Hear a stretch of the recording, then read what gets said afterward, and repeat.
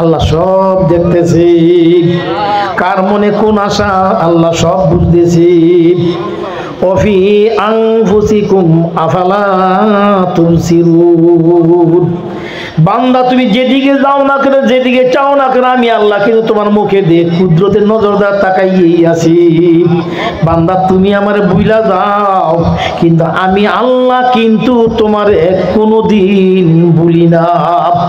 ইয়া এলাহি তু ফজল করম সে হামকো ভুল যাব, মাইনে তুঝে ভুলে লেকিন তু না হামকো ভুল যা।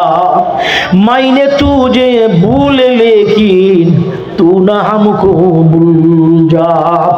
ও মাবুদ গো, দুনিয়ার প্রলোভনের মধ্যে পড়িয়া আমরা যদি তোমারে ভুলিয়া যাই গো খোদা, তুমি কিন্তু আমাদেরকে ভুলিও না। আল্লাহর কুদরতের নজরের দ্বারা আমাদের দিকে মাবুদের তাকাইয়া আল্লাহ,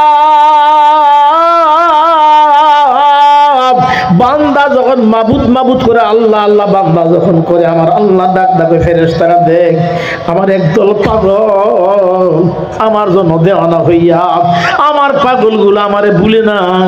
আমি বৃষ্টি দিয়া পরীক্ষা করলাম, পানি দিয়া পরীক্ষা করলাম, নিচে কাদা ময়লা দিয়া পরীক্ষা করলাম, কিন্তু আমার একদল পাগলদেরকে এই বৃষ্টি কাদায় এদেরকে আটকাইয়া রাখতে পারে না। মদিন আউলিয়া সাহেব রহমতের কত বড় আল্লাহর ওলি মানুষ আপনাকে ভালো করে জানা আছে। ইনার বক্তবিন্দুদেরকে সঙ্গে নিয়ে সফরের ময়দানে রওনা করছেন, সফরে গেছেন, এক প্রত্যন্ত জঙ্গলের মধ্যে সফরের মধ্যে দিনের দাওয়াত নিয়ে গেছেন। ইনার সঙ্গে সাথী ছিল আমি দিল্লির সভাসদের সভাপতি কবি আমির খসরু রহমতুল্লাহ আলাইহি, উনিও সঙ্গে ছিলেন। এক জায়গায় বাসস্থান বানানোর পরক্ষণে নিজামুদ্দিন আউলিয়া বলতেছে, বাজান তুমি একটু বাজারে যাও, বাজারে গিয়া পাকশাক খানা পিনার বন্দোবস্ত তুমি করিয়া আসো। আমির খসরু বাজারে রওনা করছেন, বাজারের মধ্যে যাইয়া বাজার সদাই কইরা রুটি গোশত আইনা যখন ফিরে আসতেছিলেন, এর মধ্যে এক ভিক্ষুক রাস্তার মধ্যে দেখা হওয়ার পরক্ষণে বলতেছে, ও রাস্তার মুসাফির পথিক, আমি একজন মুসাফির মানুষ, আমার কিছু সাহায্য করার দরকার, সাহায্য কিছু করবেননি? আমির খসরু রহমতুল্লাহ তাকায় দেখেন তার গায়ের টেনে ফিরের গায়ের গেরান যেন তার নাকের মধ্যে লাগতেছে। আমির খসরু বলে, ভাই মুসাফির, তোমার গায়ের মধ্যে কেমন যেন ওলিদের গেরান লাগতেছে, কি তোমার কাছে আছে বলো না শুনি। এখন মুসাফির ভিক্ষুক বলে, ভাই আমি ওই মসজিদের মধ্যে গেছিলাম, আল্লাহর কিছু বান্দারা ছিল, আমি গিয়া সাহায্য চাইছিলাম, যিনি এই মজমার মুরব্বী, যিনি এই মজমার কফিল, উনি আমাকে সাহায্য দিবার পারে নাই, বলকে আসো দেরি করো, আমার আমির খসরু আসলে তুমি সাহায্য নিয়ে যাইবা। আমি বলছি বন্ধু সহ্য হয় না আমার, দিলে দেন, না দিলে না দেন, দাঁড়া করে রাখেন না। তখন ওই বুজুর্গ ওনার পায়ের এক জোড়া সিরা জোতা আমার দিয়ে দিছে ভিক্ষা হিসাবে। আমি মনে মনে ভাবছিলাম বাজারের মধ্যে নিয়ে পুরান জুতাগুলো বিক্রি দিয়ে আমি কিছু ব্যবসা করব। এখন আমির খসরু বলে, ভাই জুতাগুলো দেখি।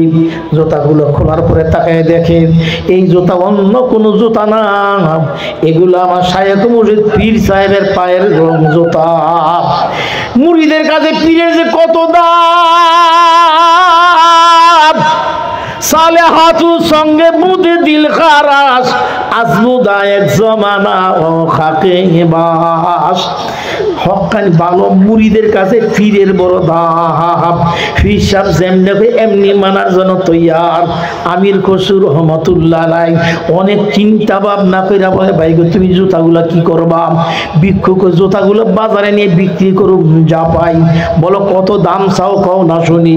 ভিক্ষুক বলে, ভাই জুতার দাম আমি বুঝি না, কত আপনি দিবেন খুশি হইয়া যা দেওয়ার আমারে দিয়া দেন, আপনার দেওয়ার মধ্যে আমি খুশি থাকবো, আমি কোনো আওয়াজ দিব না। আমির খসরু রহমতুল্লাহ আলাইহি পকেট তো খুলিয়া 10,000 দিনার দিয়া কই, নেও ভাই, দেওয়ার মতো এই মুহূর্তে কিছু নেই, আরো দেওয়ার দরকার ছিল তোমাকে। ভিক্ষুক সিরাজতা পাইয়া 10,000 দিনার বেইছাম, মহা খুশি। আমির খসরু বুকুলের নিচে জুতা দুইটা লইয়া শায়েখের দরবারে আসিয়া দাঁড়ায়, বলতেছে, হুজুর আপনার জুতা নাকি ভিক্ষুককে দিয়ে দিছিলেন। বলে হ, দেওয়ার মতো কিছু নাই। ও আম্মা সাইলা ফালা তানহার, এই জন্য আমি আমার পায়ের জুতাগুলো ভিক্ষুককে দিয়ে দিছিলাম। হুজুর, এই জুতাগুলো আমি কিনিয়া ফিরাইয়া নিয়ে আসি। আমির খুসরোর দিকে তাকাইয়া নিজে মদিনা উলিয়াকে বাজার কত দেরহাম দিয়ে আনলাম, এই পুরান সিরা জুতার দরকার ছিল কি আমার? এখন আমির খুসরো বলে, হুজুর ভিক্ষুকের জুতার দাম বুঝে নাই। জুতার দাম যদি বুঝতে এত কম দামে ভিক্ষুকের জুতাগুলা বেচতো না। বাজান কত দিয়ে কিনাছ? বলে মাত্র 10,000 দিরহাম। আল্লাহর কুতু শুনিয়া মাথাতে হাত দিয়ে বলে, বাবা এক জোড়া সিরা জুতার দাম 1 দিরহামও বিকতো না, তুমি 10,000 দিয়ে আনছ। আমির খুসরো হুজুরের পায়ের মেয়েদের কান্দে, আর হুজুর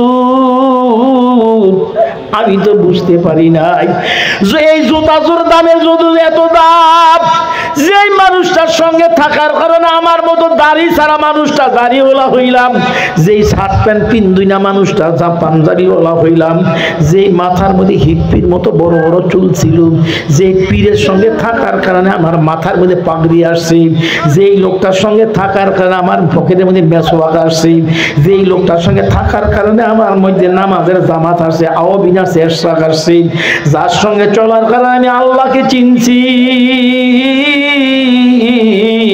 ওই লোকের জুতার দাম যদি আমি আমির খুসরো সব সম্পদ চাইতো তা তো দিয়েও রাজি ছিলাম।